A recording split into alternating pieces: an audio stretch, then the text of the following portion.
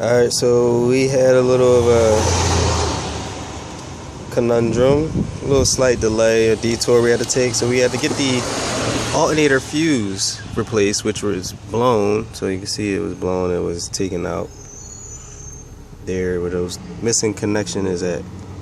So in order to get to that, it's not like your ordinary fuse we can just pull out. It's the one where you have to, where it's held in by two screws. One which we have a 10mm on this side coming out, and one on this side which will be a 8mm. And of course this is the fuse box in the engine compartment, and this is going to be held in by a few screws which we already have loose, and boxes has to be taken apart. So we have back here a screw, all 10mm. One here is holding it in, which was blocked by the air filter, which we had to loosen up, which inside has 3 screws holding it down. So we took those loose to move this, give some wiggle room to get this screw loose over here.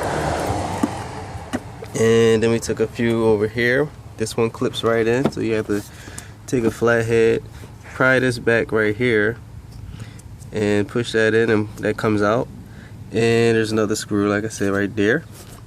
And then there's a few that you'll see as you're going along on the bottom where this piece is held down.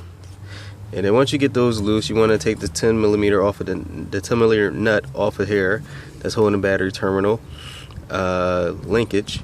And you want to just, once you get that loose, you're going to pry it here and here with the screw flathead, the Phillips, and you're going to slide. That's going to slide right up. Once you get this far, you'll see that there's a few clips that snaps the fuse box together, which will be 2 on this side. It'll be one here, another here, 2 on this side here, 1 and 2, and you have another one back here.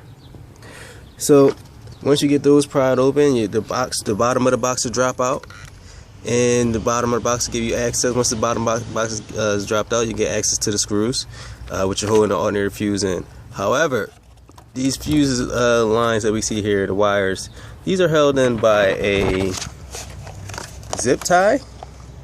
And if you're conservative like I am, you'll be able to hit a switch on the inside of the zip tie.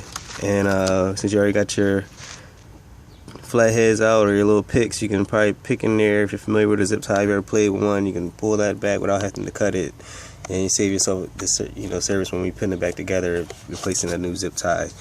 That will hold it down until that zip tie is attached to the bottom of the fuse box, so you won't really get much wiggle room with the fuse box until that is taken apart.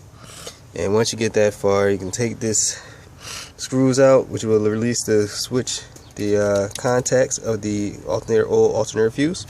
You replace it with the new one.